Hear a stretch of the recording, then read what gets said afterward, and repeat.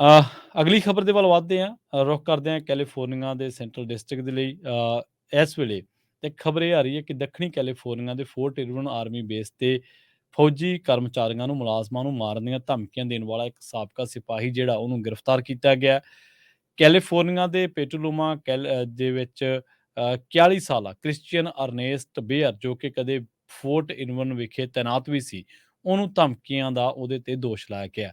ਸਰਕਾਰੀ ਵਕੀਲਾਂ ਨੇ ਜਿਹੜੀ ਗੱਲ ਕਹੀ ਹੈ ਉਹਦੇ ਵਿੱਚ ਕਿਹਾ ਗਿਆ ਹੈ ਕਿ ਫੋਰਟ ਇਰਵਿਨ ਵਿਖੇ ਤੈਨਾਤ ਹੋਣ ਵੇਲੇ ਹਮਲੇ ਦੇ ਲਈ 2021 ਦੇ ਵਿੱਚ ਉਹਦਾ ਇੱਕ ਕੋਰਟ ਮਾਰਸ਼ਲ ਵੀ ਜਿਹੜਾ ਕੀਤਾ ਗਿਆ ਸੀ ਇਸ ਬੰਦੇ ਦਾ, ਜਿਹਦਾ ਨਾਮ ਦੱਸਿਆ ਗਿਆ ਹੈ ਕ੍ਰਿਸਚੀਅਨ ਅਰਨੇਸਟ ਬੇਅਰ।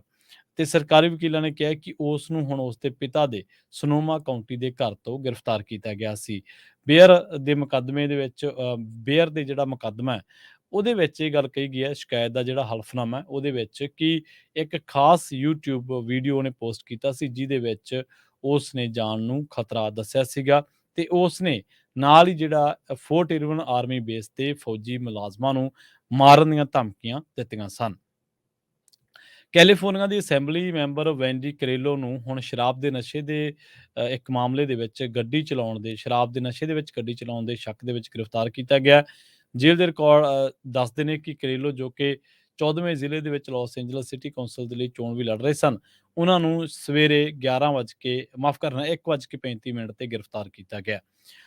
ਇਹਨਾਂ ਨੂੰ ਲਾਸ ਏਂਜਲਸ ਦੇ ਵਿੱਚ ਇੱਕ ਮੋਂਟੇਸਿਟੋ ਹਾਈਟਸ ਦੇ ਵਿੱਚ ਮੋਂਟੇਰੀ ਰੋਡ ਦੇ 6200 ਬਲਾਕ ਤੇ ਹਿਰਾਸਤ ਦੇ ਵਿੱਚ ਲਿਆ ਗਿਆ, ਜਦੋਂ ਕਿ ਇੱਕ ਟ੍ਰੈਫਿਕ ਕਲੀਜ਼ਨ ਦੇ ਵਿੱਚ ਇਹਨਾਂ ਦੀ ਇਨਵੋਲਵਮੈਂਟ ਦੱਸੀ ਗਈ ਹੈ।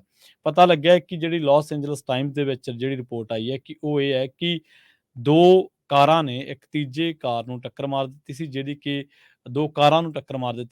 ਕਿ ਕਰੀਲੋ ਦੁਆਰਾ ਚਲਾਈ ਜਾ ਰਹੀ ਸੀ ਤੇ ਹਾਈ ਬਲੱਡ ਅਲਕੋਹਲ ਜਿਹੜਾ ਉਹਦੇ ਵਿੱਚ ਦੇਖਿਆ ਗਿਆ। ਇਸ ਮਾਮਲੇ ਦੇ ਵਿੱਚ ਕਰੀਲੋ, ਜਿਹੜੇ ਕਿ 43 ਸਾਲ ਦੇ ਨੇ, ਤੇ ਉਹਨਾਂ ਨੂੰ ਗ੍ਰਿਫਤਾਰ ਕੀਤਾ ਗਿਆ ਸੀ ਤੇ ਹੁਣ LAPD ਦੇ ਡਿਟੈਂਸ਼ਨ ਸੈਂਟਰ ਦੇ ਵਿੱਚ ਉਹਨਾਂ ਨੂੰ ਰੱਖਿਆ ਗਿਆ।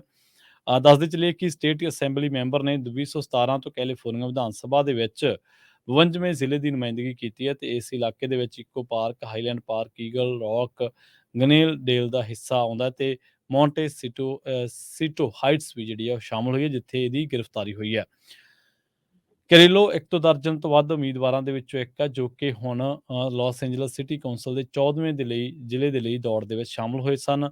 ਤੇ ਹੁਣ ਦੱਸਦੇ ਆ ਕਿ ਇਹ ਅਹੁਦਾ ਵਰਤਮਾਨ ਦੇ ਵਿੱਚ ਵਿਵਾਦਗ੍ਰਸਤ council member Kevin D Leone ਦੇ ਕੋਲ ਹੈ। ਸੋ ਜਿਹੜੇ ਕਿ ਕਰੀਲੋ, ਜਿਹੜੇ ਕਿ ਕੈਲੀਫੋਰਨੀਆ ਦੇ ਅਸੈਂਬਲੀ ਮੈਂਬਰ ਨੇ, ਹੁਣ ਉਹਨਾਂ ਨੂੰ ਸ਼ਰਾਬ ਦੇ ਨਸ਼ੇ ਦੇ ਮਾਮਲੇ ਦੇ ਵਿੱਚ ਗੱਡੀ ਚਲਾਉਣ ਦੇ ਸ਼ੱਕ ਦੇ ਵਿੱਚ ਗ੍ਰਿਫਤਾਰ ਜਿਹੜਾ ਉਹ ਕੀਤਾ ਗਿਆ।